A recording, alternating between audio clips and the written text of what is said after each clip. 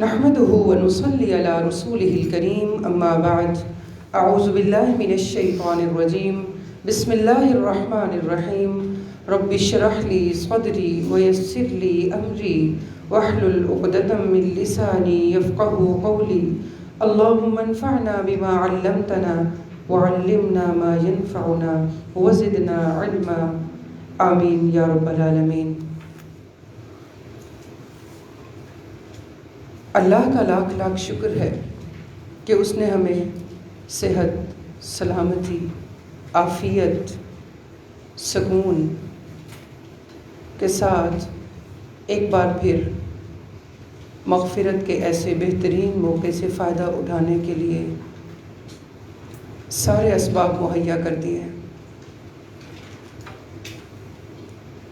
یہ وہ مہینہ ہے، یہ وہ موقع ہے جس مہینے کو پانے کے لیے سلف صالحین کئی مہینوں پہلے دعائیں کرنا شروع کر دیا کرتے تھے کہ اللہ تو ہمیں رمضان تک لے جا اور اس سے فائدہ اٹھانے کی توفیق دے۔ اور جب یہ رخصت ہو جاتا تو پھر اس میں کیے گئے اعمال کی قبولیت کے لیے بھی کئی مہینے دعائیں کرتے رہتے ہیں۔ امام ابن جوزی رحمہ اللہ فرماتے ہیں تاللہ لو قیل لأہل القبور تمنوا لتمنوا یوما من رمضان، اللہ کی قسم اگر قبر والوں سے کہا جائے کہ تم کچھ تمنا کرو، مانگو، آرزو کرو تو وہ رمضان کے ایک دن کی آرزو کریں گے۔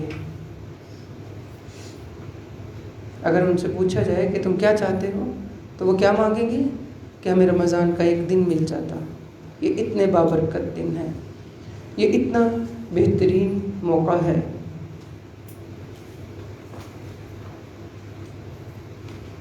اور اس موقع سے کما حق ہو فائدہ اٹھا ہم تب سکتے ہیں جب ہم رسول اللہ صلی اللہ علیہ وسلم کے احکامات کو مد نظر رکھتے ہوئے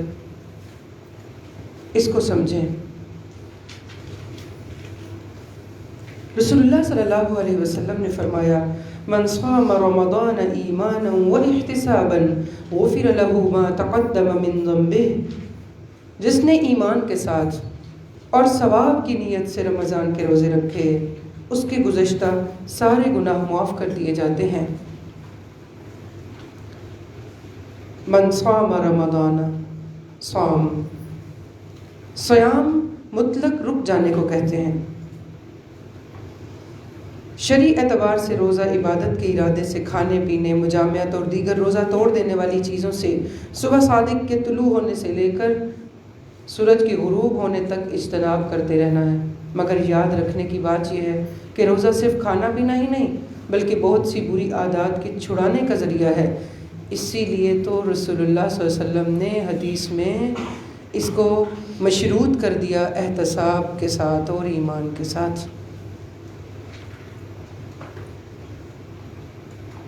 اس لیے ہم دیکھتے ہیں کہ امام ابن جوزی نے روزے کے 3 درجے بتائے ہیں۔ ایمان اور احتساب روزوں کے درجوں میں اتنا فرق کر دیتا ہے کہ روزے ایک جیسے نہیں ہوتے، سب روزے رکھ رہے ہیں مسلمان، مگر سب کے روزوں کے درجے فرق ہیں۔ اور یہ فرق کس چیز سے آیا ہے؟ اسی احتساب کے عمل کے ساتھ، اسی ایمان کے یقین کے ساتھ، اس کے درجے کے ساتھ۔ وہ کہتے ہیں سب سے پہلا درجہ عام روزہ ہے۔ عام روزہ یہ ہے کہ صرف خود کو کھانے پینے اور شہوات سے روکا جائے، یعنی پیٹ کا روزہ رکھے اور بس مجامعت نہ کرے، اور یہ عام روزہ ہے۔ دوسرا وہ خاص روزہ ہے کہ جس میں نظر، زبان، ہاتھ پاؤں، کان اور تمام اعضاء کو گناہ سے بچائے۔ من صام رمضان ایمانا و احتسابا، یعنی ان تمام اعضاء کو اپنے ایمان بڑھانے میں استعمال کرے، ان تمام اعضاء کو ہر اس ایکشن سے، ہر اس ایکٹیویٹی سے دور رکھنے کی کوشش کرے جو ایمان اور یقین میں خلل ڈالنے والی۔ اور اسی طرح سے ان تمام اعضاء کی وہ عادات جو ایمان کو گھٹانے والی ہیں ان کا احتساب کر کے روزہ رکھے، روزے میں اس کا احتساب کرے، سیلف انالیسس کرے، ان کے بارے میں کانشیس ہو کہ کیا ان کو کرنا ہے اور کیا نہیں. 12 مہینوں میں سے 11 مہینے جو عادات رہیں ان اعضاء کی، نظر کی، زبان کی، ہاتھ کی، کان کی، وہ ان عادات کا محاسبہ کر کے یہ پورا وقت گزارے، فجر سے لے کے مغرب تک. یہ ہے صام رمضان ایمانا و احتسابا. اور تیسرا درجہ ہے خاص الخاص روزہ. یہ خاص الخاص روزہ یہ ہے کہ صرف ظاہری اعضاء نہیں بلکہ اپنے دل کو ردی خیالات اور اللہ تعالیٰ سے دور کرنے والے افکار سے پاک کر دے اور اس کی یاد کے سوا ہر چیز سے رک جائے.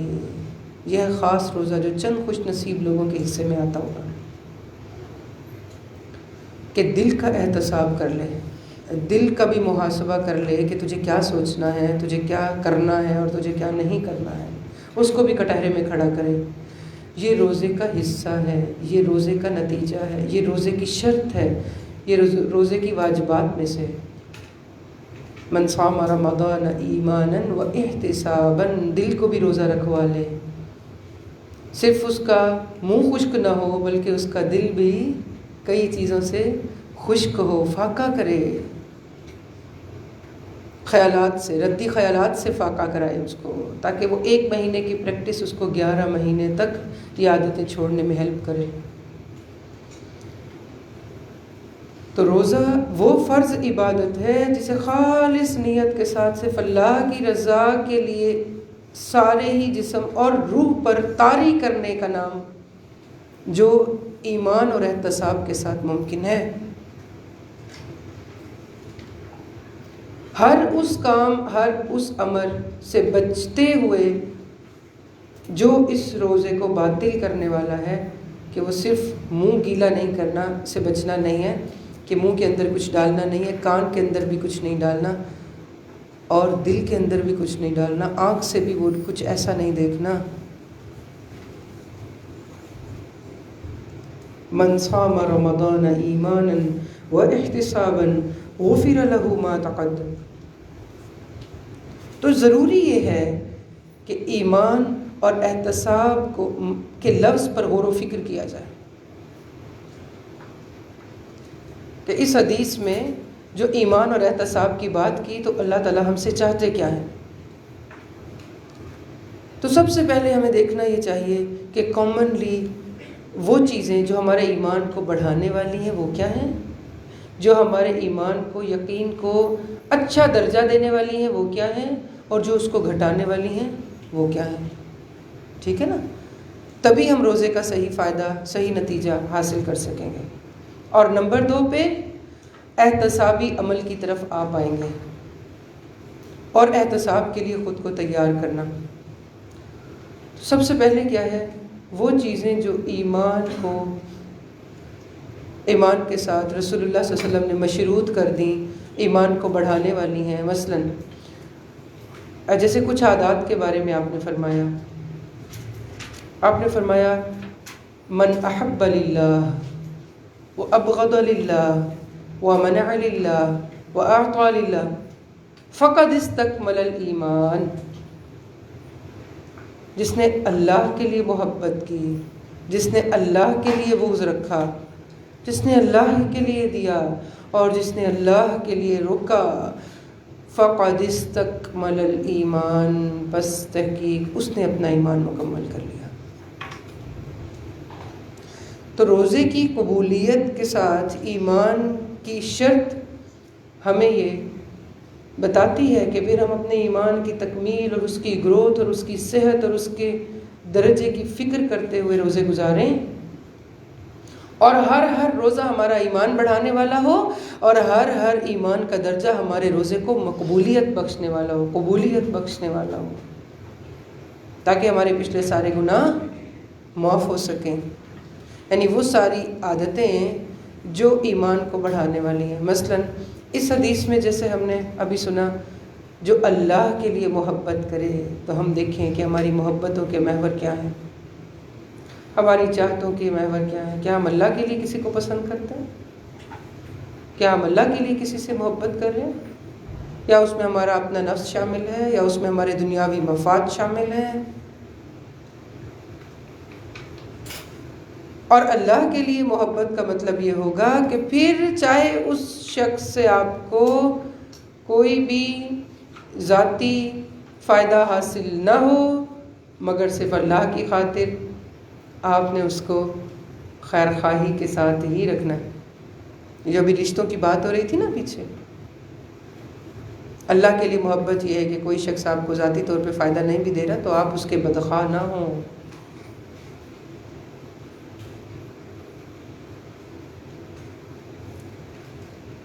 پھر وَأَبْغَضَ لِلَّهِ،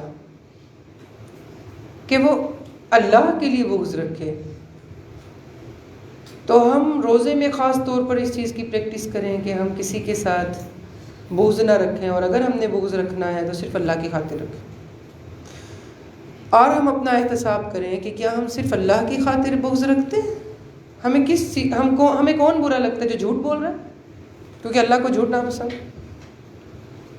اگر ہمارا کوئی دوست، ہمارا کوئی اپنا، کوئی ہمارا پسندیدہ بندہ اللہ کی نافرمانی کا کام کر رہا ہے تو ہم اس کو برا سمجھیں، ہم اس کو روکیں، ہم اس کو کہہ پائیں، کیونکہ ہم روزے سے ہیں، کیونکہ ہم نے اپنا ایمان مکمل کرنا. کل ہم نے امر بالمعروف اور نہی عن المنکر کی بات پڑھی نا، کہ وہ ایمان کے ان 8 جز میں سے، اجزاء میں سے ایک جز ہے پراپر. تو گویا ہم جب کسی سے دل برا کریں یا ہم کسی سے بغض رکھیں یا ہمیں وہ برا لگے تو ہم اس کی بنیاد کو ضرور سوچیں، اور روزے میں اس بات کی خاص طور پر پریکٹس کریں کہ کیا مجھے اس نے میری کوئی برائی بتائی تو میں اس سے بغض رکھ سکتی ہوں؟ اس نے مجھ پہ تنقید کی تو کیا مجھے الاؤ ہے؟ میرے ایمان کو خطرہ تو نہیں ہے کہ اب میں اس کے ساتھ سرد جنگ شروع کر لوں؟ کیا یہ میرے ایمان کو کوئی نقصان دینے والی چیز تو نہیں ہے؟ اور پھر میں احتساب کروں کہ اگر مجھے کسی نے کہا ہے کہ آپ کو ایسے نہیں ایسے کرنا چاہیے، تو مجھے اس کا شکریہ ادا کرنا ہے، اس کے لیے تھینکفل ہونا ہے، یا اس کے لیے بغض پال لینا ہے، اور کوشش موقع کی تلاش میں رہنی ہے کہ کسی موقع پہ میں بھی بدلہ برا کر لوں. ایمان کی تکمیل عمل کے ساتھ جڑی ہوئی. دیکھیں، سب سے پہلے تو اس بات کو سمجھیں ہم، اگر اب تک ہم نہیں سمجھ سکے کہ ایمان ہے کیا. ایمان ہے اقرار باللسان و تصدیق بالقلب و عمل بالجوارح. ایمان ہے اقرار باللسان، کہ زبان ہماری اقرار کرے، مانے کہ میں نے اللہ کو اپنا رب مان لیا، لا الہ الا اللہ. اب جو وہ اس کی خوشنودی ہے نا، وہ میری خوشی، جو اس کی پسند ہے وہ میری پسند ہے، جو اس کی ناپسند ہے وہ میری ناپسند. یہ معمولی بات نہیں ہے. یہ وراثت میں ملے ہوئے ایمان کو ساری عمر گھسیٹتے رہنے کا نام نہیں ہے. پھر دوسرا درجہ کیا ہے، دوسرا جز کیا ہے ایمان کا؟ تصدیق بالقلب. دل ہمارا اس بات کی تصدیق کرتا ہو کہ اللہ میرا مالک ہے، میرا رازق ہے، میرا الہ ہے، میرا معبود ہے. وہ جو فیصلہ میرے بارے میں لے گا، وہ جو میرے لیے متعین کرے گا، اس نے جو اصول، قواعد، ضوابط، شرائط، قواعد شریعت کی طریقے سے، یعنی شریعت کے تھرو مجھ تک پہنچا دی، جو شریعت اس کی میری طرف آ گئی ہے، میں تصدیق بالقلب کرتی ہوں، میں اس کی دل سے تصدیق کرتی ہوں، میں آمنا و صدقنا کرتی ہوں، میں رضیت باللہ ربا کرتی ہوں، آمنت باللہ کہتی ہوں. میرا دل کبھی کسی ایسی چیز پہ گھٹے گا نہیں جو اللہ کی شریعت میں آئی. یہ ایمان کا جز. اور تیسری وعمل بالجوارح. جوارح کہتے ہیں اعضاء کو. اعضاء ہمارے پارٹ آف باڈی، ہمارے ہاتھ، پاؤں، ناک، آنکھ، کان، کہ یہ سب ہمارے اعضاء اللہ کی اطاعت اور اس پر ہمارے ایمان کے اگینسٹ کچھ نہ کریں. یہ 3 اجزاء ہیں ایمان کے، اقرار باللسان و تصدیق بالقلب و عمل بالجوارح۔ تو سب سے پہلے ہم یہ دیکھیں کہ میرا ایمان کس لیول کیا ہے۔ صرف میں اقرار باللسان تک ہوں یا تصدیق بالقلب بھی ہوں اور عمل بالجوارح بھی ویسا ہی ہے اسی ایمان کے اکارڈنگ۔ اور جب ہم اس بات کو سمجھ جائیں تو اگلا عمل شروع ہوتا ہے احتساب کا۔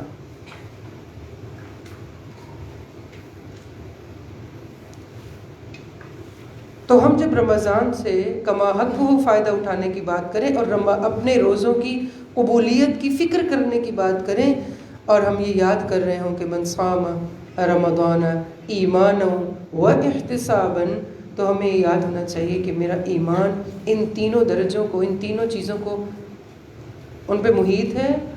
میری زبان بھی اقرار کر رہی ہے، میرا دل بھی تصدیق کر رہا ہے، اور میری جوارح مثلاً میرے کان، مجھے شریعت میں پتہ چل گیا کہ غیبت نہیں سننی، چغلی نہیں سننی، تو مثلاً یہ میرا عمل ہے جو میرے کان کا، وہ اب اس شریعت کے تابع ہے، اور اگر وہ نہیں ہے تو ایمان میں کمی آئے گی ہے۔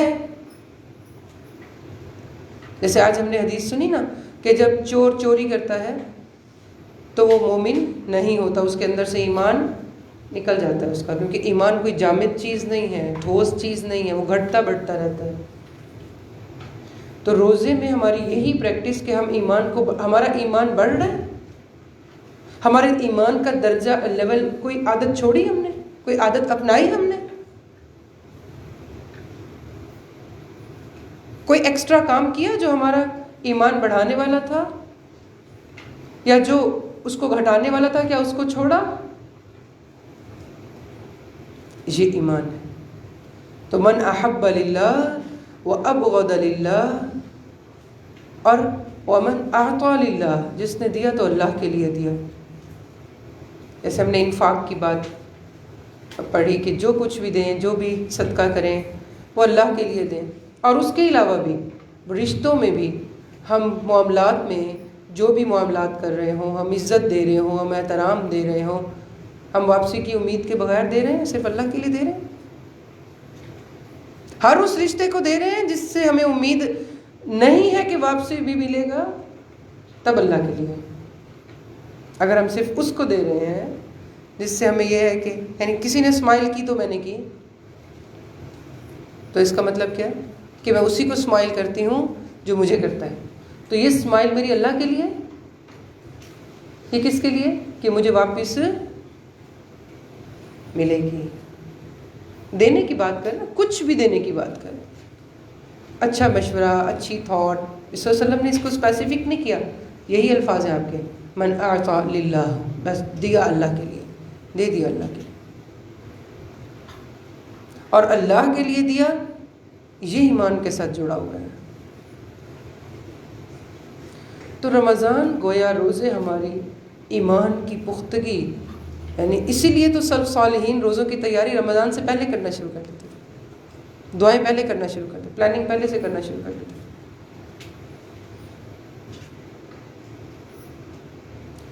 سب صالحین میں سے کسی نے کہا کہ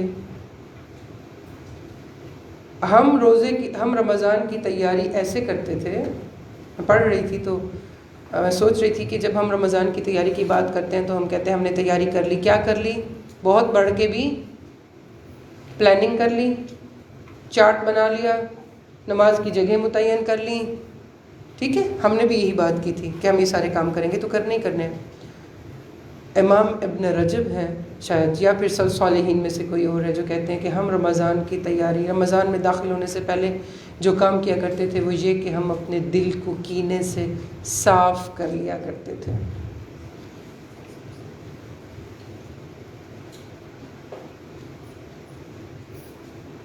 کیسے کرتے تھے تیاری سلف صالحین؟ ان کے پاس تو اتنے اسباب تھے ہی نہیں نا جو ہمارے پاس ہیں۔ ہم نے صفائیاں کرنی ہیں، اور ہم نے تیاریاں کرنی ہیں، اور ہم نے شاپنگز کرنی ہے، اور ہم نے تو ہماری تیاریاں بھی ساری انہی چیزوں سے ریلیٹڈ ہو گئی ہیں نا. وہ کیا کہتے تھے کہ ہم رمضان میں داخل ہونے سے پہلے اس کی تیاری میں اپنے دل کو کینے سے پاک کر لیتے تھے. جب دل کینے سے پاک ہوگا تو آپ سب کو کھلے ہاتھوں دے پائیں گے، آپ اس کو بھی دے پائیں گے جس سے آپ کو کوئی مفاد نہیں، امید نہیں، کوئی سہارا نہیں، کیونکہ آپ اللہ کے لیے دینے کے لیے تیار ہو گئے ہیں. اور پھر وَمَنَعَ لِلَّهِ، 4 چیزیں میں نے آپ کو لکھوائی ہیں نا. جو روکے تو صرف اللہ کے لیے روکے، اس کے دل میں اور کچھ نہ ہو، کوئی مفاد نہ ہو. مثلا آپ اپنی زبان کو روک رہے ہیں اور اس شخص کے سامنے روک رہے ہیں کہ جو کبھی آپ کو عزت سے مخاطب نہیں کرتا.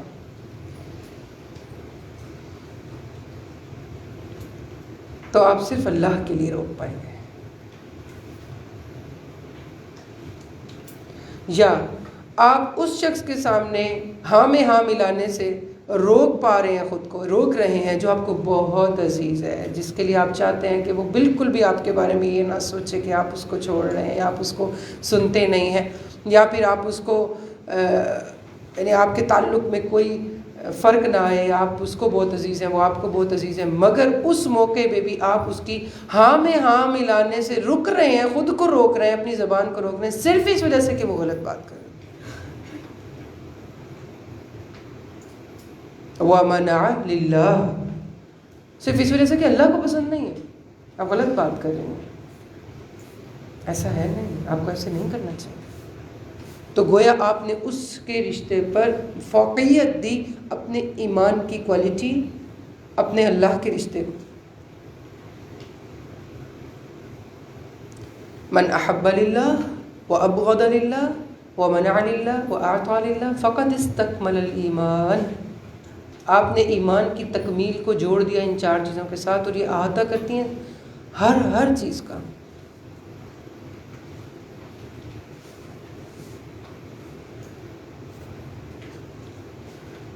اور پھر بہت ساری ان باتوں میں سے جو ایمان کے ساتھ اللہ کے نبی نے مشروط کی، چند باتیں آپ کے سامنے رکھوں گی تاکہ ہم تھوڑا سا اپنے ایمان کی کوالٹی کو چیک کر سکیں، پھر اپنا احتساب کر سکیں، تاکہ اپنے روزوں کی قبولیت کی کوئی امید لگا سکیں، کوئی خاص الخاص روزے کی طرف اللہ ہمیں توفیق دے دے، ہماری کوئی راہ ہموار ہو جائے اور ہم عام لوگوں جیسے روزوں میں نہ پڑے رہیں.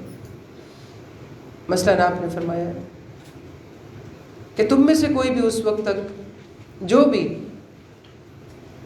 اللہ پر اور یوم آخرت پر یقین رکھتا ہے، تب تک وہ یہ یعنی اپنے ایمان کی تکمیل کی بات مفہوم حدیث ہے، وہ نہیں سوچے گا جب تک میں اس کو احب الیہ من والدہ وولدہ والناس اجمعین لا یؤمن احدکم حتی اکون احب الیہ من والدہ وولدہ والناس اجمعین. تم میں سے اس وقت تک کوئی کامل ایمان کا دعویٰ نہیں کر سکتا جب تک میں اس کو، اس کے والدین، اس کی اولاد اور تمام جہان والوں سے زیادہ محبوب نہ ہو جاؤں. تو مختصراً سنت سے محبت ایمان کی تکمیل، اور آپ کی پسند آپ کی ناپسند، میری پسند میری ناپسند کے ساتھ ریزمبل. تب میں سوچوں کہ آپ جب مجھے ہر رشتے سے زیادہ عزیز ہو جائیں، اور یہ صرف بولنے والی بات نہ ہو کہ اللہ کے نبی سے ہم بہت پیار کرتے ہیں، آپ کی اطاعت، آپ کی خوشنودی، آپ کی سنت، آپ کی اطاعت، آپ کی محبت. قرآن کہتا ہے نا قُلْ إِن كُنتُمْ تُحِبُّونَ اللَّهَ فَاتَّبِعُونِي، ان سے کہہ دیجئے کہ اگر تم اللہ سے محبت کرتے ہو تو میری پیروی کرو، صلی اللہ علیہ وسلم کی پیروی کرو. تو محبت کیا ہے؟ پیروی ہے، اتباع ہے. تو میں رسول اللہ صلی اللہ علیہ وسلم کی نظر میں جو اچھا نہیں وہ میری نظر میں بھی اچھا نہیں، جو آپ کی نظر میں اچھا ہے وہ میری نظر میں بھی اچھا ہے، چاہے مجھے دنیاوی مفاد میں جو مرضی کرنا پڑے، جو لاس اٹھانا پڑے. یہ ہے ایمان کی تکمیل. آپ نے اس کو جوڑ دیا ایمان کی تو لا یؤمن احدکم، تم میں سے کوئی بھی ایمان کا دعویٰ نہ کرے. مثلاً آپ کو جھوٹ ناپسند تھا، حضرت عائشہ رضی اللہ عنہ فرماتی ہیں کہ جب آپ کو کسی کے بارے میں پتہ چلتا کہ اس نے جھوٹ بولا ہے تو آپ کا اس سے موڈ بدل جاتا، لہجہ بدل جاتا،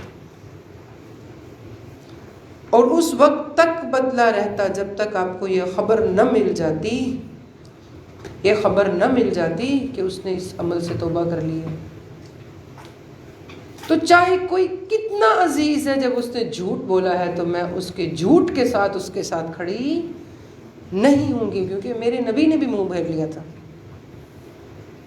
یہ ہے رسول اللہ صلی اللہ علیہ وسلم کی اطاعت اور محبت کے ذریعے سے ایمان کی تکمیل کی امید لگانا کہ میں نے روزے میں یہ کام کیا اور صرف اللہ کی محبت میں کیا، رسول اللہ علیہ وسلم کی اطاعت میں کیا، اللہ میرا ایمان یہاں سے بچا لے گا۔ چھوٹی سی اگزامپل،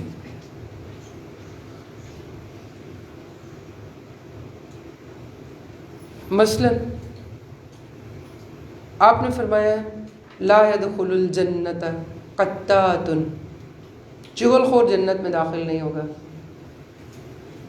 تو نہ میں نے خود چغلی کرنی ہے کہ روزہ تو میں رکھ رہی ہوں تاکہ آگ میرے پہ حرام ہو جائے اور گناہوں سے ڈھال ہو جائے، لیکن اگر میں چغلی کر گئی یا میں نے چغلی سن لی تو یہ تو میں نے کیا کیا؟ میں نے تو اپنے ایمان میں کمی کرنے والا کام کیا، میرے روزے کا کیا بنے گا؟ جب ہم ایمان کی نمو کی بات کرتے ہیں، یقین کو بڑھانے کی بات کرتے ہیں، ایمان کو معنوی طور پر، شعوری طور پر اپنانے کی بات کرتے ہیں، تو احتساب کا عمل تو وہیں سے شروع ہو جاتا ہے۔ اسی لیے یہ دونوں ساتھ ساتھ آئے ہیں، کیونکہ ان دونوں کو الگ کر کے آپ یہ الگ نہیں ہو سکتی۔ ایمان ہے یہ احتساب کا نام، کیونکہ آپ اس میں مان رہے ہوتے ہیں کہ اللہ میرا رب ہے، تو آپ پھر اپنا محاسبہ کرتے ہیں، میں نے یہاں پہ بھی اللہ کی ناراضگی کو چھوڑنا ہے، میں نے وہاں پہ بھی اللہ کی ناراضگی کو چھوڑنا ہے، یہ اللہ کو پسند ہے تو مجھے اپنانا ہے، چاہے مجھے پسند ہو یا نہ ہو۔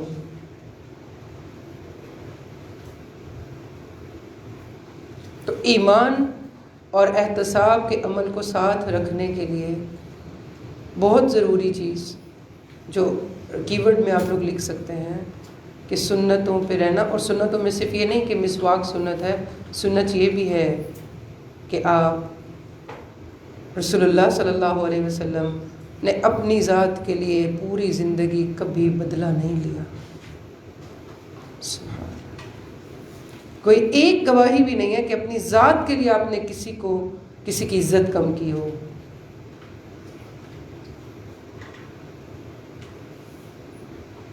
یہ ایمان کو بڑھانے والی چیز ہے، کیونکہ آپ صلی اللہ علیہ وسلم کی اطاعت کے ساتھ جڑ گئی ہے۔ ہم کہتے ہیں نا آمنت باللہ و ملائکتہ و کتبہ و رسلہ و بالیوم الآخر و بالقدر خیرہ و شرہ، میں مانتی ہوں اللہ کو اور اس کے رسولوں کو اور اس کی کتابوں کو۔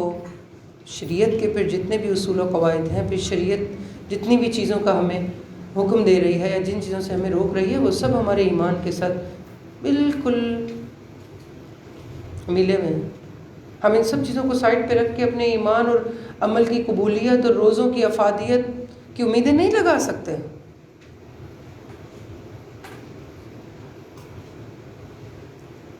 یعنی ویسے تو میرا روزہ ہے اور میرے ایمان کا تقاضا یہ ہے کہ وہ بالقدر خیرہ و شرہ، میں شر کی تقدیر پر بھی ایمان لاتی ہوں، جو میری نظر میں شر ہے، مجھے پسند ہے، جس کو دیکھ کے مجھے رونا آتا ہے۔ کچھ فیصلے زندگی میں ایسے ہوتے ہیں، اور خیر کی تقدیر پر بھی، مگر روزہ رکھ کے بھی میں پھر جھگڑا کر رہی ہوں، یا میں منہ بنا رہی ہوں، یا میں شکوے کر رہی ہوں، یا میں سیلف پٹی کا شکار ہو رہی ہوں، تو میں نے پھر ایمان کے کس درجے کا روزہ رکھا ہوا ہے؟ گویا ہمارا ہر روزہ ایمان اور احتساب کی اتنی بہترین روٹین بن جائے کہ جو 11 مہینے ہمارے اعمال کو، ہمارے ایمان کو گرو کریں۔ یہ پورا مہینہ اللہ تعالیٰ نے پریکٹس، یعنی روزہ جو ہماری نظروں میں ہے نا، روزہ اس سے بہت بہت مختلف ہے روزہ۔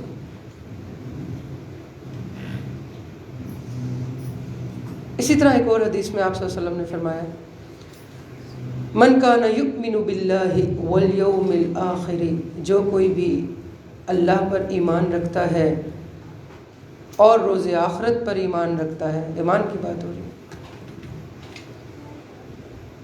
اس کو چاہیے کہ وہ اپنے مسلمان بھائی کے لیے وہی پسند کرے جو وہ اپنے کے لیے۔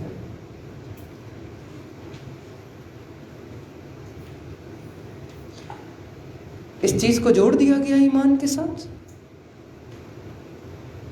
جیسے حضرت علی کے بارے میں ہم نے ابھی ریسنٹلی پڑھا نا کہ انہوں نے درہم دیے اور درہم دے کے اپنے غلام کو بھیج دیا، اور جو اچھا کپڑا وہ لے کے آیا انہوں نے اس کو دے دیا، تم جوان ہو تم پہنو۔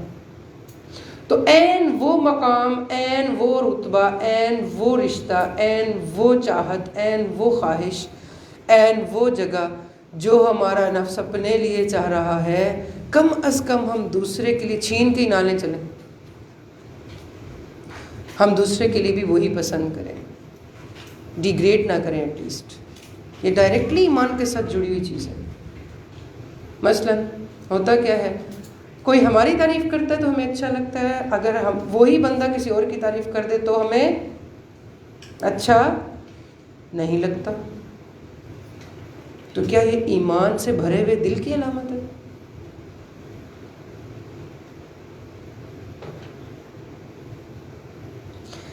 کچھ ہمیں مل جائے تو ہمیں بہت اچھا لگے، اور اگر کچھ کسی اور کو مل جائے تو ہمارے دل میں گھٹن کا شکار ہو جائے، تو کیا یہ ایمان سے بھرے ہوئے دل کی فیل ہو سکتی ہے؟ کہ ڈائریکٹ احادیث سے ہم بات کر رہے ہیں۔ روزہ اللہ تعالیٰ نے ایمان اور احتساب کے ساتھ جوڑ کے ہمارے انہی چیزوں پہ، یعنی یہ بہت بڑی نعمت ہے رمضان، اگر ہم اس کی روح کو سمجھ جائیں، جو اصل چیز کتنا سیلف لیس کرتا ہے انسان کو۔ اسی لیے تو صحیح موحد ہوا کرتے تھے نا صالحین، ان کو سمجھ تھی لا الہ الا اللہ، سب سے بڑا بت جس کی روح زمین پر اطاعت کی جائے گی اور عبادت کی جائے گی، وہ یہی نفس ہے نا۔ قرآن بھی کہتا ہے اور حدیث بھی کہتی ہے۔ تو اسی نفس کو کاٹ دینے والی یہ ساری چیزیں ایمان کی تکمیل کی طرف لے کر جاتی ہیں۔ میں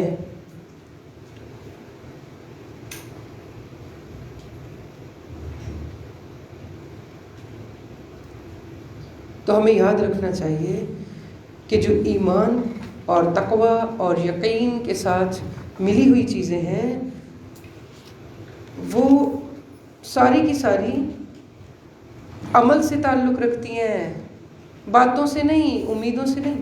قرآن پاک میں اللہ تعالیٰ فرماتے ہیں انما یفتری الکذب الذین لا یؤمنون بآیات اللہ واولئک هم الکاذبون، جھوٹ تو وہی لوگ باندھتے ہیں جو اللہ کی آیات پر ایمان نہیں رکھتے، وہی اصل جھوٹے ہیں۔ تو اگر ہم اپنی زبان کو جھوٹ سے نہیں بچا رہے تو ایمان سے بچا رہے ہیں۔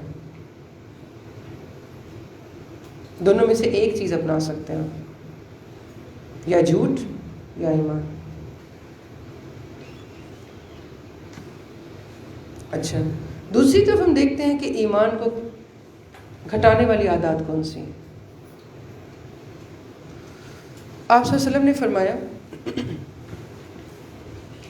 ثلاث من کن فیہ کان منافقا خالصا، یعنی ایمان کو گھٹانے والی چیز کیا ہے؟ یا تو کفر تو اس کے بالکل اگینسٹ ہے، ٹھیک ہے، جو کافر نہیں ہے وہ مومن ہے، صحیح۔ اب جب وہ اسلام لے آیا تو اسلام لانے کے بعد اب اس کے ایمان کو خطرہ کس سے ہے؟ کفر سے تو نہیں ہے، کیونکہ وہ اقرار کر چکا ہے کہ اللہ ایک ہے۔ اب اس کو خطرہ کس چیز سے ہے؟ یہ ہمیں جاننے کی ضرورت ہے، وہ ہے نفاق سے، کہ وہ 3 درجے جو ہم نے پڑھے نا، اقرار باللسان و تصدیق بالقلب و عمل بالجوارح، جو 3 جز ہم نے ایمان کے پڑھے، ان میں سے کوئی چیز کم تو نہیں، یہ نفاق ہے۔ نفاق 2 قسم کا ہوتا ہے، ایک ہوتا ہے اعتقادی نفاق، عقیدے کا نفاق، اور ایک ہوتا ہے عمل نفاق۔ اعتقادی نفاق، عقیدے کا نفاق یہ ہے کہ انسان زبان سے تو اقرار کرے، اقرار باللسان کر لے، مگر تصدیق بالقلب نہ ہو اس کا، دل میں اس کا عقیدہ نہ ہو، اوپر اوپر سے کر رہا ہو، عمل بالجوارح بھی کر رہا ہو، جیسے منافقین تھے، عبداللہ بن سبا کے ساتھی جتنے بھی تھے، وہ رسول صلی اللہ علیہ وسلم کے ساتھ آپ کے سامنے بیٹھ کے آپ سے باتیں کرتے، مسائل پوچھتے، ساتھ ساتھ لگے رہتے، پیچھے آ کے جماعت کے ساتھ نمازیں پڑھ لیتے، لیکن دل ان کے یقولون بألسنتہم ما لیس فی قلوبہم، وہ منہ سے وہ باتیں کرتے تھے جو ان کے دلوں میں نہیں ہوتی تھی، ان کے دل میں تصدیق نہیں تھی ایمان کی. وہ کہتے تھے ابھی یہ محمد کا جو زور پھیلتا جا رہا ہے نا، اس کے شر سے بچنے کے لیے ہم ان کے ساتھ ملے رہتے ہیں صلی اللہ علیہ وسلم. تو جب موقع ملتا تھا درمیان میں کاٹتے تھے. سیرت پڑھتے ہیں تو بہت ساری مثالیں آتی ہیں نا سامنے. تو گویا ایمان کے ایک جز سے وہ بے بہرہ تھے، تو ان کا ایمان مکمل نہیں ہوا، وہ اعتقادی منافق ہو گئے. دوسرا ہوتا ہے عملی نفاق، کہ ہم نے اقرار باللسان تو کر لیا، تصدیق بالقلب بھی کر لیا، وعمل بالجوارح میں پیچھے رہ گئے. ہم جو ہمارا دل مان رہا ہے خود سے وہ کروا نہیں پا رہے. اس کی تشریح بھی خود حدیث کرتی ہے. یعنی ہمارے جوارح، ہمارے پارٹ آف باڈی وہ ایکٹ نہیں کر پا رہے جو ہمارے دل نے ایمان لا کے اقرار کر لیا ہے کہ اللہ ایک ہے، لا الہ الا اللہ. اس کی تشریح میں حدیث جو ہمیں رسول اللہ صلی اللہ علیہ وسلم سے ہمیں پتہ چلتی ہے، آپ نے فرمایا ثلاث من کن فیہ کان منافقا خالصا. کیونکہ الحمدللہ عقیدے کے اعتبار سے تو اللہ سے امید ہے اور اچھا گمان ہے کہ ہم میں سے کوئی بھی ایسا نہیں ہے کہ جو دل میں اس کا عقیدہ پختہ نہ ہو. ہم سب کا عقیدہ پختہ ہے الحمدللہ، اور ہم ایمان رکھتے ہیں دل سے. ٹھیک ہے. ہاں، ہم پیچھے رہ جاتے ہیں تصدیق بالقلب کے بعد عمل بالجوارح میں، کہ ہمارے جو جوارح ہیں، جو ہمارے اعضاء ہیں، وہ اس کا اتنا اقرار نہیں کر پاتے، چاہے وہ کوئی بھی وجہ ہے، ماحول ہے، حالات ہیں. تو وجہ کیا ہے کہ ایمان اور یقین اتنا کم ہے، کیونکہ ایمان ہے روٹ. تو جتنا ایمان کی پاور کم ہے ہمارے اندر، خلوص کم ہے، اتنا ہم کیا کر رہے ہیں کہ ہمارا جو ہمارے اعضاء ہیں وہ ہمارے دل کے تابع نہیں ہو رہے. دل میں دکھ بھی ہوتا رہتا ہے، گلٹ بھی کرتے رہتے ہیں، افسوس بھی کرتے رہتے ہیں، پھر موقع کے اوپر وہ کر نہیں پاتے. تو کیوں نہ ہم جانیں وہ چیزیں کہ جو اس نفاق کو بڑھانے والی ہیں، جو ہمارے ایمان کے لیے خطرہ ہیں، ہمارے ایمان کی کیپیسٹی کو بڑھانے کے بجائے گھٹانے والی ہیں.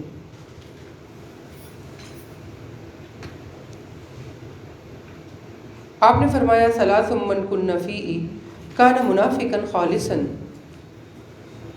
3 عادات ایسی ہیں. اور ایک جگہ آپ نے فرمایا اربع من کن فیہ، 4 صفات کا آپ نے ذکر کیا کہ 4 کوالٹیز، 4 عادات، 4 بیڈ ہیبٹس ایسی ہیں کہ جو انسان کے لیے اس کے ایمان کو گھٹانے اور نفاق کی بیماری بڑھانے والی ہیں، اور بالکل نشانیاں ہیں.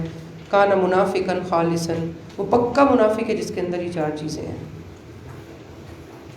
تو ہمیں ان 4 چیزوں کے بارے میں علم ہونا چاہیے، ہمیں ان 4 چیزوں کے بارے میں ہم کانشیس ہوں، تاکہ ہمارے ایمان کا لیول اچھا ہو، ہم اس پہ اپنا احتساب کر کے اپنے ایمان کو بچائیں اور اپنے روزے کا بھرپور فائدہ اٹھائیں. واقعی وہ ہمارے لیے گناہوں سے ڈھال بن جائے.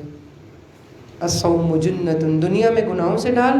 اس حدیث کا مفہوم جو سلف صالحین بیان کرتے ہیں وہ یہ ہے کہ جنت ان کہتے ہیں ڈھال کو، پروٹیکٹر شیٹ کو. تو دنیا میں یہ گناہوں سے ڈھال ہے روزہ، اور آخرت میں یہ آگ سے ڈھال ہے. تو جس کا روزہ دنیا میں گناہوں سے ڈھال نہیں بن سکا، وہ آگ سے ڈھال کیسے بنے گا؟ تو 4 عادات میں سب سے پہلے آپ نے فرمایا اذا حدث کذب، جب بات کرے تو جھوٹ بولے.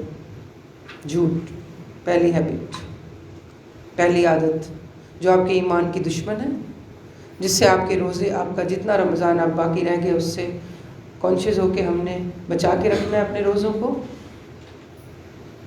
اور اس کا اپنا ہم نے اہتمام کرنا ہے، احتساب کرنا ہے.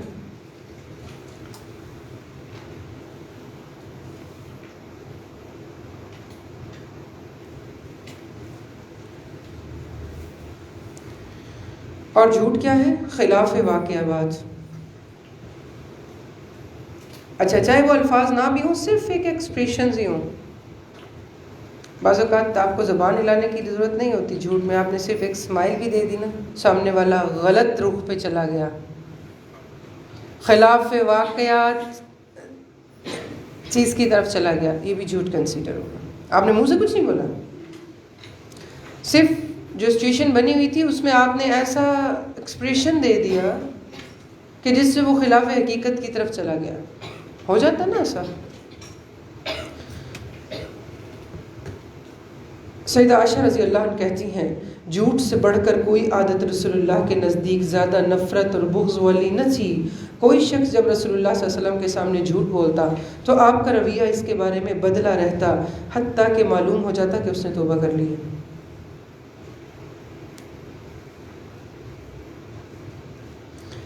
عن عبد الله بن عمرو ان النبي صلى الله عليه وسلم قال اربع من كن فيه كان منافقا خالصا ومن كانت فيه خصلة منهن كانت فيه خصلة من نفاق. عبداللہ بن عمر کہتے ہیں کہ رسول اللہ صلی اللہ علیہ وسلم نے میرے سامنے فرمایا 4 عادتیں جس شخص میں ہوں گی وہ خالص منافق ہے. جس میں ان چاروں میں سے کوئی ایک خصلت پائی جائے تو اس میں نفاق کا ایک حصہ موجود ہے جب تک وہ اس عادت کو چھوڑ نہ دے. اور پھر فرمایا وَإِذَا حَدَّثَ كَذَبَ، جب بات کرے تو جھوٹ بولے، جب بات کرے تو جھوٹ بولے.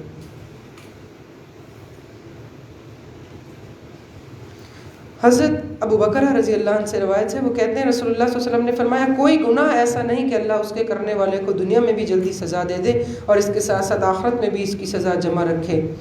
جتنے 3 چیزیں آپ نے بتائی ہیں، قطع رحمی، خیانت اور جھوٹ، اس کی سزا دنیا میں ملتی ہے.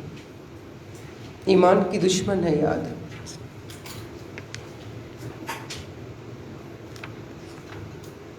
ابو الاحوص کہتے ہیں سیدنا ابن مسعود فرمایا کرتے تھے سنجیدگی یا مذاق کسی صورت میں بھی جھوٹ بولنا صحیح نہیں. کوئی شخص کسی بچے سے ایسا وعدہ نہ کرے جسے پورا نہ کر سکے.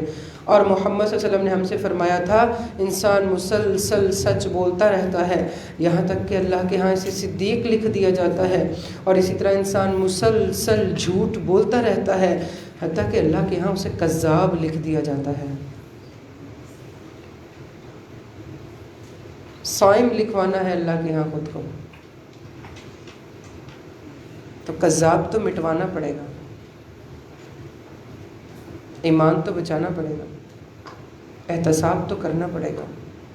کسی قیمت پر نہیں، کسی قیمت پر نہیں، چاہے کتنا ہی بڑا نقصان ہو جائے.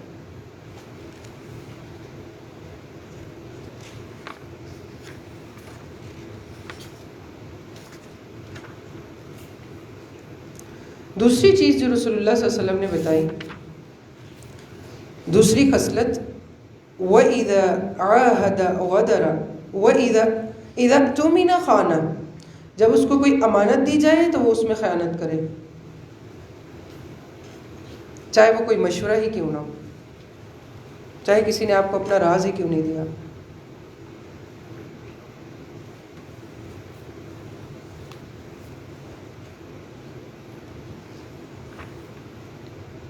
اور اس امانت کا حق ادا کرنا کیا ہے کہ آپ اس کو صحیح شخص کے سامنے بیان کر رہے ہیں. اگر کوئی مشورہ ہے، کوئی بات ہے، کوئی چیز ہے،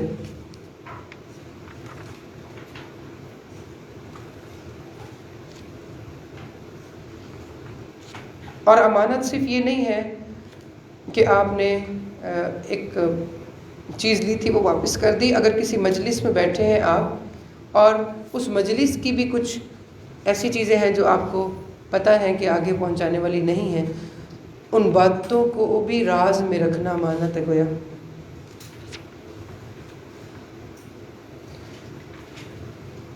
یہ اسی حدیث کا حصہ ہے، یاد رکھیے کہ حضرت عبداللہ بن عمر کہتے ہیں کہ جب تک اس میں کوئی ایک خصلت پائی جائے گی تو وہ نفاق کا ایک حصہ اس شخص میں موجود ہے. کیسے صحابہ کرام کو اپنے اوپر نفاق کا ڈر لگا رہتا تھا.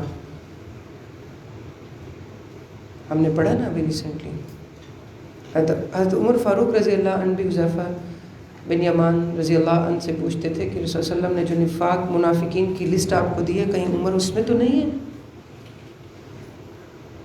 ہم کیسے اپنے آپ کو اتنا اچھا پکا سچا مومن سمجھتے ہیں، حالانکہ ساری عادات ہمارے اندر ہوتی ہیں۔ روزے کو بچانے کے لیے، ایمان کو پختہ کرنے کے لیے نفاق کو نکالنا پڑے گا نا، تو یہ عادات چھوڑنی ہوگی۔ نیکسٹ تیسری عادت آپ نے بتائی وَإِذَا عَاهَدَ غَدَرَ، جب وعدہ کرے تو وعدہ خلافی کرے، جب وعدہ کرے تو وعدہ خلافی کرے، عہد توڑ دے۔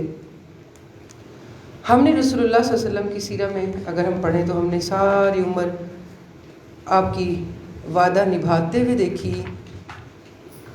بچپن میں بھی، سلیبس میں چھوٹے ہوتے بھی ہم سب نے پڑھا ہوا وہ واقعہ کہ ایک دفعہ ایک شخص آپ کو کہہ کے گیا کہ میں یہاں کھڑا، آپ بھی یہاں پہ کھڑے ہوں اور میں بھی آتا ہوں، تو آپ نے کہا کہ ٹھیک ہے، اور وہ جا کے بھول گیا، اور آپ صلی اللہ علیہ وسلم وہاں کھڑے رہے مسلسل 3 دن۔ کیا میرے اندر عہد؟ ہم کس چیز میں ہم ہاں بول دیتے ہیں، یس بول دیتے ہیں، پھر کرتے ہیں ٹھیک ہے ضرور آؤں گی انشاءاللہ، اور واقعی نیت ہوتی ہے کہ جاؤں گی۔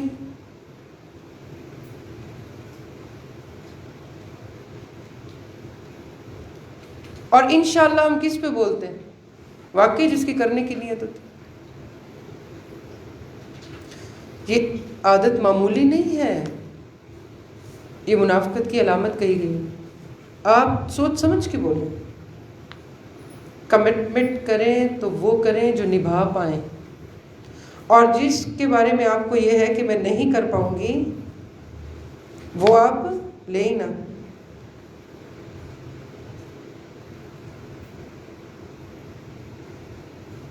اور چوتھی چیز آپ نے بتائی کہ جب وَإِذَا خَاصَمَ فَجَرَ، جھگڑا کرے تو گالی گلوچ پہ اتر آئے۔ جھگڑا ہو تو پھر کوئی حد حدود نہ رہے، پھر وہ نہ زبان کنٹرول میں ہے، نہ ہاتھ کنٹرول میں ہے، نہ، یہ بھی نفاق کی علامت ہے۔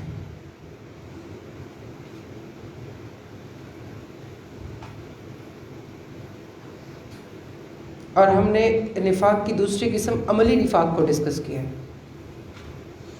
جن میں ہمارے جوارے ہمارا ساتھ نہیں دے پاتے،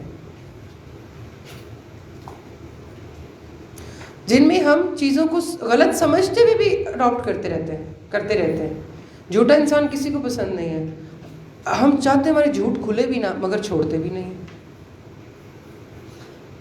ہم خود جھوٹے انسان کو پسند نہیں کرتے، کون کرتا ہے؟ مگر جھوٹ بولنا جب مفاد سامنے آ جائے چھوڑتے نہیں ہیں۔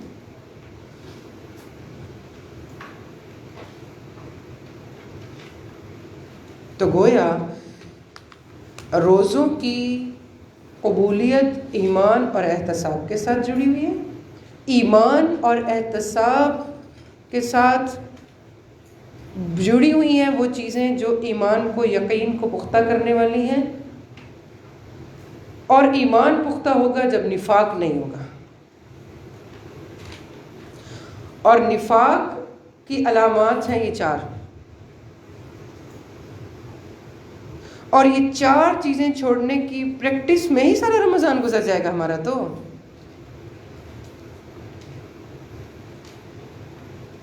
تو چلیں کہ اللہ تیرے راستے میں چل تو پڑے، نکل کھڑے ہیں، منزل تک پہنچانا تیرا کام ہے، تو چلنے والوں میں ہی لکھ لے۔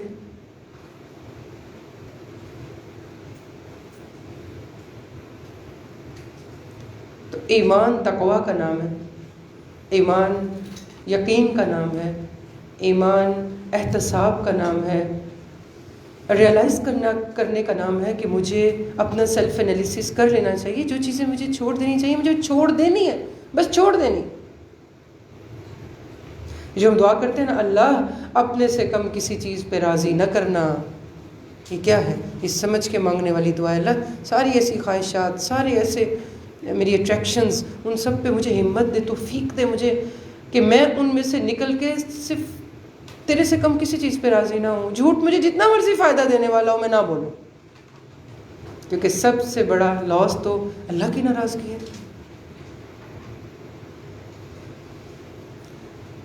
امانت میں خیانت یا پھر بدعہدی یا پھر یعنی وہ ساری چیزیں جو ایمان بہت بڑا بہت بڑا گراؤنڈ ہے۔ اگر آپ ایمان کو خراب کرنے والی چیزوں کو سوچنے لگیں، میں چاہوں گی کہ پارے جتنے باقی رہ گئے ہیں آج کے بعد ہم اس نظر سے بھی ان کو دیکھیں گے انشاءاللہ کہ ایمان کو بڑھانے والی چیزیں کون سی ہیں اور ایمان کو گھٹانے والی چیزیں کون سی ہیں۔ اور یہ ایمان تو مشروط کر دیا گیا ہے ہماری نیکیوں کی قبولیت کے ساتھ۔ روزے قبول نہیں ہوتے جب تک ایمان مکمل نہ ہو۔ من قام رمضان ایمانا واحتسابا، میں ہمیشہ سوچتی رہتی تھی پہلے جب سمجھ نہیں تھی اس کی کہ اللہ تعالیٰ نے یہ کیا شرط رکھی ہے۔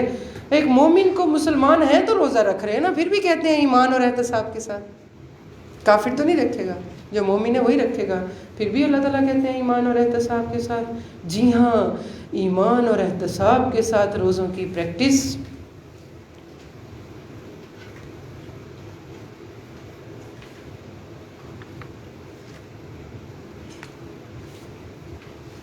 اسی لیے سلف صالحین اتنا پہلے اپنے روزوں کی فکر کرتے رہتے تھے۔ روزے ایسے نہ ہوں کہ رمضان گزر جائے اور ہم خالی ہاتھ کھڑے ہوں۔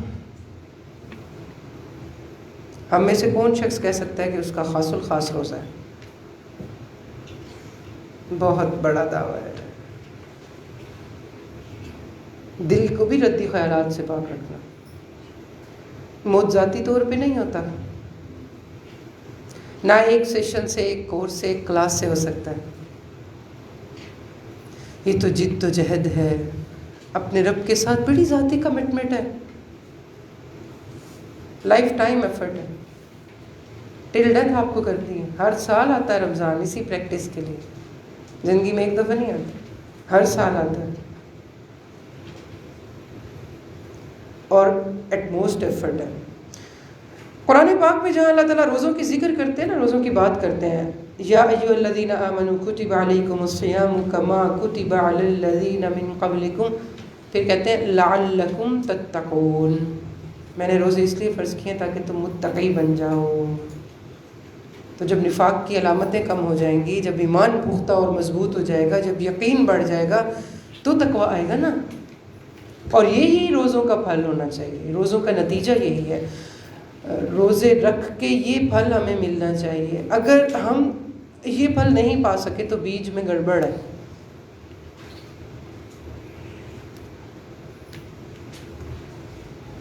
اسی لیے رسول اللہ صلی اللہ علیہ وسلم نے فرمایا الصیام جنۃ واذا کان یوم صوم احدکم فلا یرفث ولا یصخب فان صابه احد او قاتله فلیقل انی امرؤ صائم، روزہ ایک ڈھال ہے، جب تم میں سے کسی کا روزہ ہو تو وہ فحش گوئی نہ کرے، نہ شور و شغب کرے، اگر کوئی اسے گالی دے یا اس سے لڑنے کی کوشش کرے تو کہہ دے میں روزے سے ہوں۔ یہ ہے وہ کانشیسنس، انی صائم، مجھے جھوٹ نہیں بولنا، انی صائم، میں نے چوری نہیں کرنی، انی صائم، میں نے دل کو بھی بچانا ہے، انی صائم، میں نے غیبت نہیں سننی، انی صائم، میں نے جھگڑا نہیں کرنا، اور کوئی میرے سے کر بھی رہا ہے تو میں نے الگ رہنا ہے۔ کہاں گئی اپنی ذات کہ میں جواب دوں، ذرا اس کو پتہ چلے۔ من احب للہ وابغض للہ واعطى للہ ومنع للہ فقد استکمل الایمان، جس نے اللہ کے لیے محبوب رکھا، جس نے اللہ کے لیے حب کو ختم کیا، جس نے اللہ کے لیے دیا، جس نے اللہ کے لیے روکا، تو اس کا ایمان۔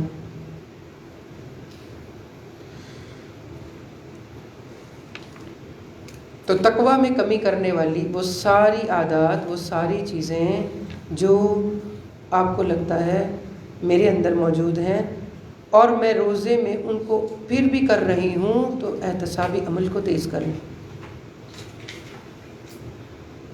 تو بڑے غور و فکر کے موقع ہیں، بڑے غور و فکر کے دن ہیں، تنہا بیٹھنے کے دن ہیں، اپنے آپ سے بات چیت کرنے کے دن ہیں، اپنے بارے میں کھلی تنقید سننے کے دن ہیں، آئینہ دیکھنے کے دن ہیں۔ جیسے آئینہ آپ کو بتاتے ہیں نا یہاں یہ لگا ہوا ہے، تو آپ اس کو توڑ نہیں ڈالتے، آپ اس کے لیے تھینک فل ہو جاتے ہیں، تھینک یو الحمدللہ، شکر ہے نکلنے سے پہلے میں نے اپنی شکل دیکھ لی آخری مرتبہ۔ کوئی جو بات کرے وہ ایک فیل ہمارے اندر ہو، ہم اسے کھلے دل سے لیں۔ یہ ہے روزوں کی پریکٹس۔ روزہ صرف یہ نہیں ہے کہ آپ فاقے کرتے رہیں، اور اگر ہم یہ سب نہیں کر رہے تو پھر کھل کے اپنے آپ کو بتا دیں کہ صرف فاقہ کر رہے ہیں، پھر صرف فاقہ کر۔ یہ اتنی رحمت اور برکت والا ماحول اللہ تعالیٰ نے کیوں دیا؟ جنت کے دروازے کھلے ہوئے ہیں، جہنم کے دروازے بند ہیں، شیاطین باندھ دیے گئے ہیں، اور رحمتوں کے نزول ہیں، اور ہر دن اور رات میں لوگ جہنم سے آزاد ہو رہے ہیں، اور پتہ نہیں کیا کیا۔ وہ اسی لیے کہ ہم اپنے اوپر محنت کر لیں، آسانی والا ماحول بنایا ہوا ہے تاکہ ہم جو چھوڑنا چاہتے ہیں وہ چھوڑ پائیں، جو لینا چاہتے ہیں وہ لے پائیں، جو ہمیں کرنا چاہیے وہ ہم کھل کے کریں۔ آخر میں ایک چیز آپ لوگوں کے سامنے رکھ کے بات ختم کروں گی۔ اللہ تعالیٰ ہمیں اس نعمت کا پوری طرح احساس دلائے اور ہمیں اس کو اچھے سے استعمال کرنے کی توفیق دے۔ یاد رکھیے جس طرح رمضان میں نیکی کا اجر زیادہ ہے، اسی طرح برائی پر گناہ بھی زیادہ ہے۔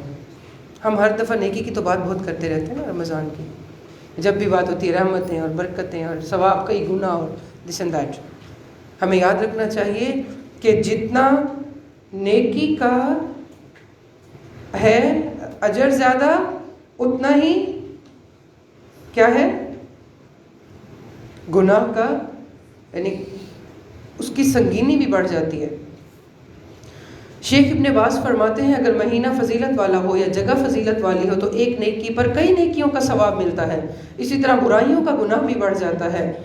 پس جب رمضان آئے تو یاد رکھا جائے کہ رمضان میں کی گئی برائی کا گناہ غیر رمضان میں کی گئی برائی سے بہت زیادہ بڑھ کر ہے، جیسے رمضان میں کی گئی نیکی کا ثواب رمضان کے علاوہ کی گئی نیکی سے زیادہ ہے۔ اگر ہم روزے میں بھی غیبت کر رہے ہیں، روزے میں بھی جھوٹ بول رہے ہیں، روزے میں بھی کسی کو کاٹ رہے ہیں، روزے میں بھی چغلی کر رہے ہیں۔ سیدنا علی رضی اللہ عنہ کے پاس رمضان میں ایک نجاشی نامی شخص لایا گیا جس نے شراب پی رکھی تھی، آپ نے اسے نشہ اترنے تک چھوڑے رکھا، پھر اسے 80 کوڑے مارے اور قید کر دیا۔ اگلے دن قید سے نکال کر مزید 20 کوڑے مارے اور فرمایا 80 کوڑے شراب کی حد ہے اور 20 اس لیے کہ تم نے رمضان میں بھی اللہ کے سامنے میں اس قدر جرأت دکھائی۔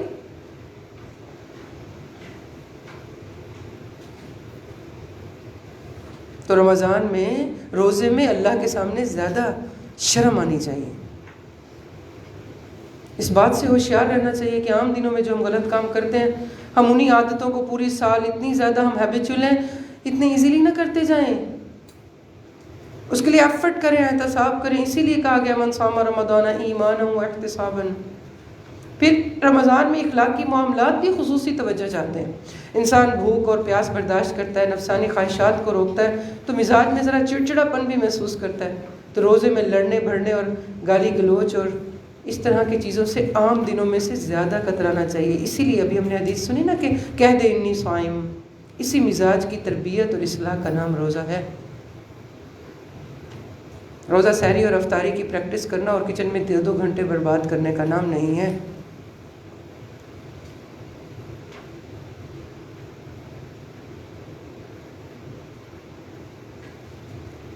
بہت بڑے فقیہ ہیں شیخ محمد بن صالح العثیمین، وہ فرماتے ہیں میں آپ کو فتویٰ دیتا ہوں کہ رمضان میں مسکرانے سے روزہ نہیں ٹوٹتا۔ خوب جان لو کہ اپنے بھائیوں کے ساتھ خوش طبعی اور ان سے خوشگوار چہرے کے ساتھ ملنا ایسے امور ہیں جس پر آپ کو ثواب دیا جاتا ہے۔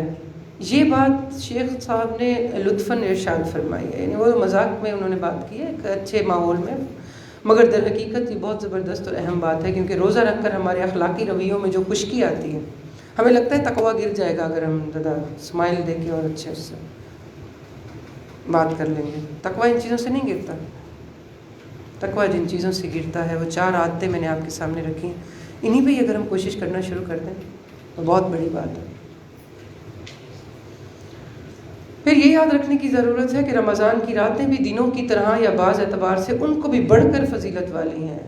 ہماری روٹین بن گئی، ہم ساری راتیں جاگتے ہیں، جب دن میں روزہ ہوتا ہے پھر بھی کچھ خیال کر لیتے ہیں، پوری رات پھر فیملیز کے ساتھ جو ماحول بنایا ہوتا ہے، ویسے بھی جاگنے کا رواج ہو گیا نا، تو پھر جاگ کے ہم کیا کر رہے ہیں اس کا بہت دھیان رکھنے کی ضرورت ہے۔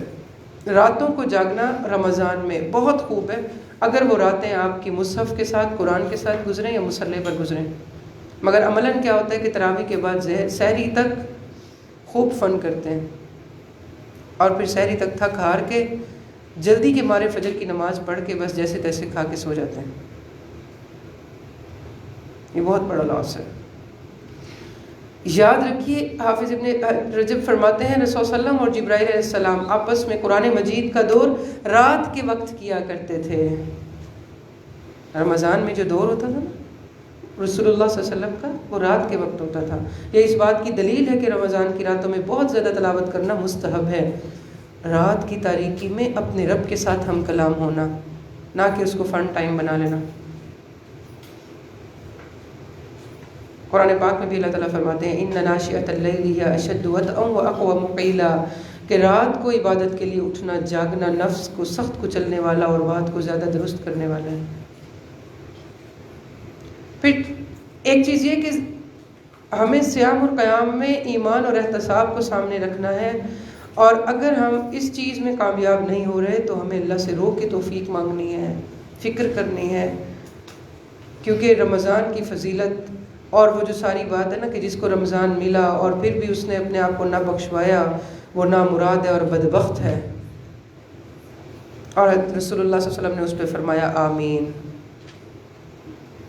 تو یہ بہت زیادہ فکر کا مقام ہے۔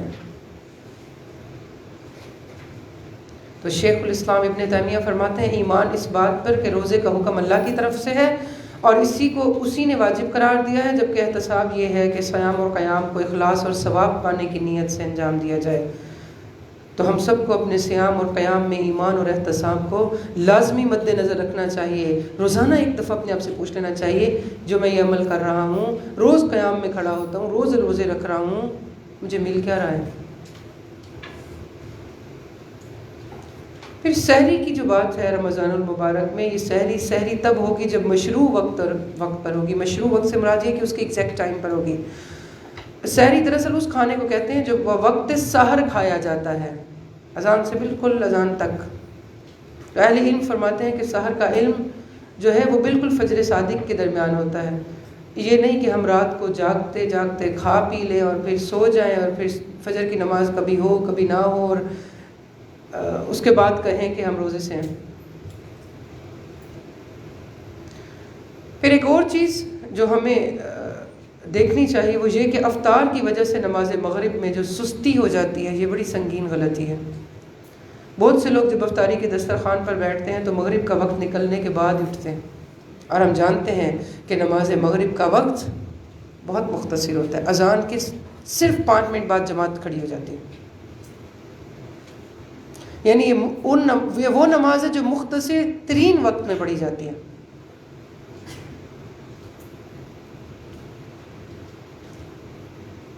عبداللہ ناصر رحمانی صاحب فرماتے ہیں کچھ لوگ افطار کے دسترخوان پر مسلسل کھاتے رہتے ہیں، حتیٰ کہ رات کا کھانا بھی کھا لیتے ہیں، مسجد میں مغرب کی بعد جماعت نماز بھی ختم ہو جاتی ہے۔ یہ بہت بڑی غلطی ہے۔ تو افطار ہے، افطار کو کھانے سے الگ رکھنا چاہیے۔ پہلے نماز مشکل ہے نا، کیونکہ پورے دن کے بعد جب ہمارا حلق تر ہو رہا ہوتا ہے اور بھوک کی فیلنگ ہوتی ہے تو دل کرتا ہے کہ کچھ کھا لیں، تو نماز کو اس کے وقت پر۔ اللہ تعالیٰ سے دعا کرتے ہیں اللہ تعالیٰ ہمیں ایمان اور احتساب کے ساتھ رمضان گزارنے کی توفیق دے، اور ہمیں ان خوش نصیبوں میں شامل کرے جن کے روزے اللہ کے حضور قبول ہیں، منظور ہیں، اور اللہ تعالیٰ ہمیں ان خوش نصیبوں میں شامل کرے جن کی گردنیں وہ اس رمضان آگ سے آزاد کر دیں گے۔ آمین یا رب العالمین۔ ربنا تقبل منا انك انت السميع العليم وتب علينا انك انت التواب الرحيم۔ آمین یا رب العالمین۔ السلام علیکم ورحمۃ اللہ وبرکاتہ۔